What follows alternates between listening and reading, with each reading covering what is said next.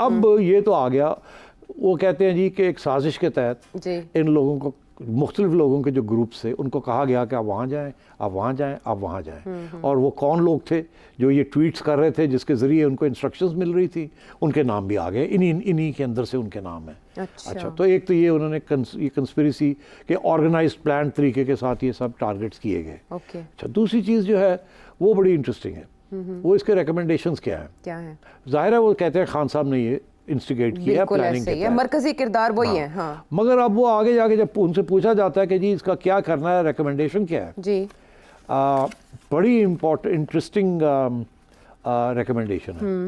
وہ سب سے پہلے کہتے ہیں کہ there is an urgent need for national reconciliation. اچھا قومی مفاہمت کی ضرورت ہے ارجنٹلی. اچھا فوری، ٹھیک ہے. اور irresponsible politics has polarized society. New responsible politics must depolarize society. تو یہ ریکمینڈ کر رہی ہے کہ نیشنل ریکنسیلیشن ہو. ٹھیک، مگر اس وقت جو صورتحال آپ کو نظر آ رہی ہے وہ نیشنل ریکنسیلیشن کی طرف نہیں جا رہی. وہ ڈٹ گئے ادھر، یہ ڈٹ گئے ادھر. یہ کہہ رہے ہیں ہمارے پاس ناقابل تردید شواہد موجود ہے اور ہم چھوڑیں گے نہیں. اور یہاں تک آپ نے بھی انٹروڈکشن میں بتایا کہ پارٹی کو بین کرنے کا بھی دیا جا رہا ہے، اور یا پارٹی کی ایکٹیویٹیز کو پہ پابندی لگ سکتی ہے، پابندی لگ سکتی ہے، اور یہ سیریسلی کنسیڈر کیا جا رہا ہے. اچھا دوسرا ظاہر ہے اس کی ریکمنڈیشن ہے کہ جو الیکٹڈ گورنمنٹ آ رہی ہے وہ جو ہے وہ اکنامک ریوائول کی طرف جائے. ٹھیک ہے، مگر یہ کہتے ہیں کہ جو 9 مئی کے جو لوگ رسپانسبل تھے ان کی بھی اکاؤنٹیبلٹی ہونی چاہیے.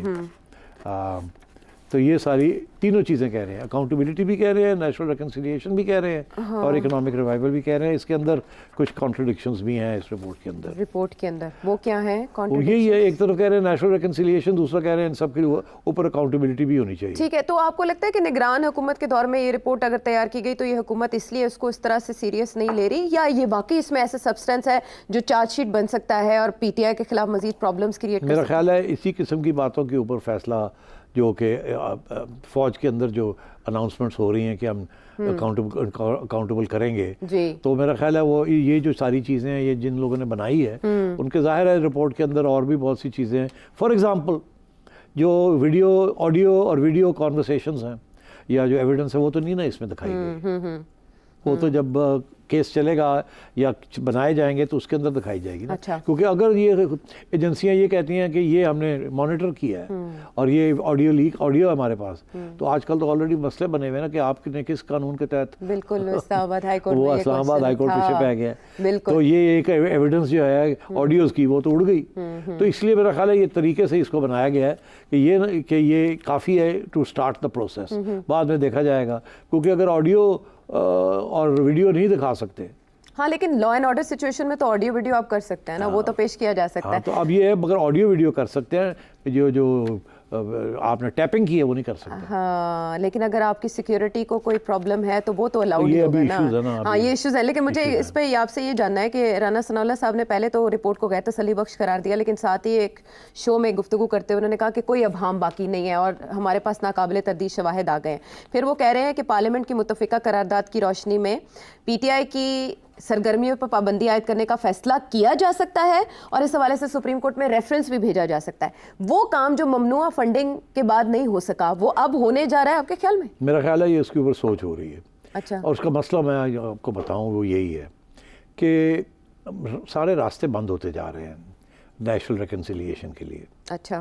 تو اور معاملہ طے نہیں ہو رہا، اور جوڈیشری کا جو رخ ہے وہ اب نظر آنا شروع ہو گیا ہے اسٹیبلشمنٹ کو بھی اور اس حکومت کو بھی، کہ جوڈیشری جو ہے وہ ٹلٹ ہو گئی ہے towards Imran Khan and P T I. اسی لیے بہت سے کیسز رکے ہوئے ہیں اور آگے نہیں بڑھ رہے، اور جو انہوں نے جلدی کنوکشنز بھی کرائی ہیں وہ بھی اوور ٹرن ہو رہی ہیں. اچھا. اور یہ جو جوڈیشری کے اندر جو ایک بیکلیش آئی ہے کہ ججز نے کہنا شروع کر دیا کہ ہمارے اندر انٹرفیئرنس ہے، this is also part of the. اب مسئلہ بن گیا. پہلے یہ نہیں مسئلہ تھا. پہلے ہمارے تاریخ میں یہ ہے کہ جب بھی ضرورت پڑتی ہے جوڈیشری کام کر دیتی ہے آپ کا. بالکل ٹھیک ہے، آپ پارٹی بین کریں جوڈیشری کہتی ہے بین ہوگی. ٹھیک ہے، آپ کسی کو ایکسیکیوٹ کر دیں جوڈیشری کہتی ہے صحیح ایکسیکیوشن ہے. تاریخ تو یہی بتاتی ہے. لیکن اب ایسا نہیں ہو سکے گا اگر فرض کریں ریفرنس بھی بھیجتی ہے. اب ایسا نہیں ہو سکے گا. تو وزارت داخلہ تو کر سکتی ہے نا اس رپورٹ پہ کچھ، جو کیا کر سکتی ہے؟ انہوں نے محسن نقوی صاحب کہہ رہے ہیں کہ اب نرمی سے پیش نہیں آنا، ہم نے 9 مئی سے سیکھا ہے یہ سبق. تو نرمی کیا کریں گے اب؟ نرمی سے پیش نہیں آنا, کریک ڈاؤنز ہوں گے, دیکھیں نا اس میں سارا آئیڈینٹیفائی کیا گیا پہلے بھی تو گرفتار کر کے چھوڑنا پڑا. ہاں, کچھ جن کو چھوڑنا پڑا ان کو دوبارہ پکڑ لیں گے تو پھر عدالت چھوڑ دے گی دوبارہ کیسز. اور حیرت کی بات ہے ایف آئی آر میں بغاوت کے سے ریلیٹڈ کوئی دفعات نہیں لگائیں گی, جو ایف آئی آر اس رپورٹ کے اندر بھی بغاوت کا ذکر نہیں ہے. اچھا, وہ یہ کہہ رہے ہیں کہ پلان کیا تھا, یہ نہیں تھا کہ آرمی کے اندر بغاوت کی جائے. اچھا, یہ رپورٹ نے ذکر نہیں کیا اس کا.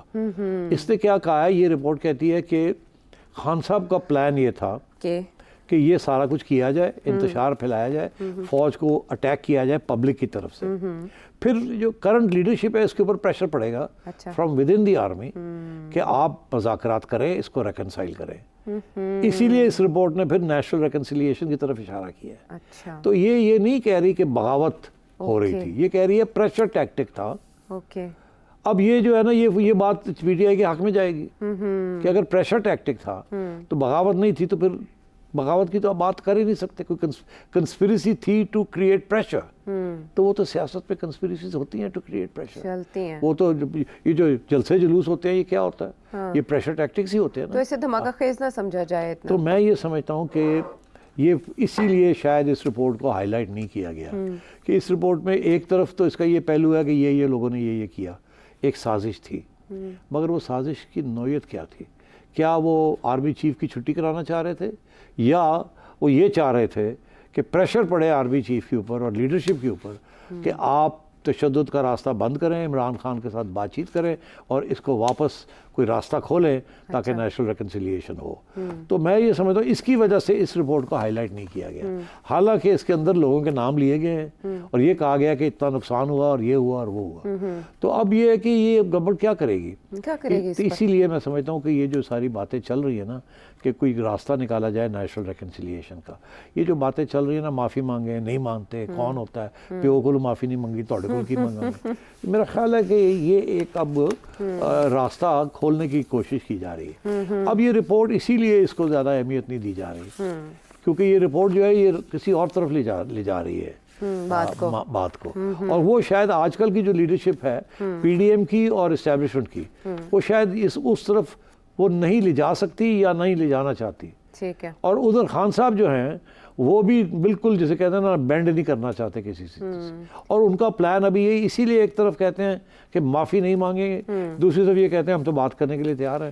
ایک دن کہتے ہیں ہم حکومت سے بات کریں گے, دوسرے دن کہتے ہیں ہم اسٹیبلشمنٹ سے بات کریں گے, پھر کہتے ہیں ہم اسٹیبلشمنٹ سے نہیں بات کریں گے, پھر کہتے ہیں پاور تو وہی ہے اسی سے بات کریں گے.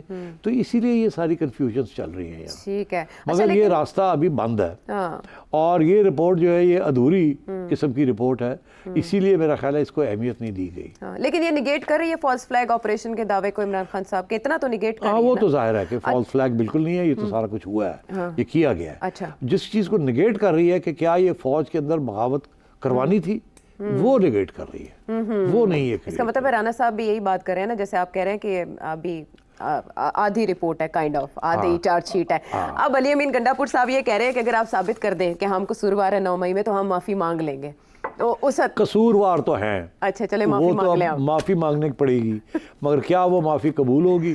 جس قسم کی حرکتیں پی ٹی آئی کرتی ہے اور جو ان کے لیڈر ہیں وہ تو کسی کو معاف نہیں کرتے, تو وہ معافی کس سے مانگیں گے؟ وہ خود تو معاف نہیں کرتے, تو معافی مانگیں گے کس سے؟ چلے وہ خود تو شاید نہ مانگے, لیکن انہوں نے 9 میں اپنا ایک نمائندہ اور اس کو ایک ٹاسک سونپ دیا ہے. میرا خیال ہے میں عائشہ ایک بات بتا دوں, یہ معاملہ اتنی جلدی حل ہونے والا نہیں ہے. اچھا, بالکل نہیں ہے. اس وقت بالکل ایسے ہے سارا کچھ, اور انفارچونیٹلی اکنامک ریوائیول تو ہو جائے گی 2 سال تک, کیونکہ مشکل فیصلے اب لیے جا رہے ہیں, مگر کیا کوئی سیاسی ریوائیول ہوگی, کیا کوئی سیاسی اوپننگ ملے گی, کیا اگلے سال الیکشن ہوں گے, میں نہیں سمجھتا. چلیں اس سال سردیوں سے پہلے تو بہت کچھ ہو سکتا ہے نا, ہو سکتا ہے کہ قریب آ جائے, ہو سکتا ہے کہ دور ہو جائے. سردیوں سے پہلے کیا ہوگا؟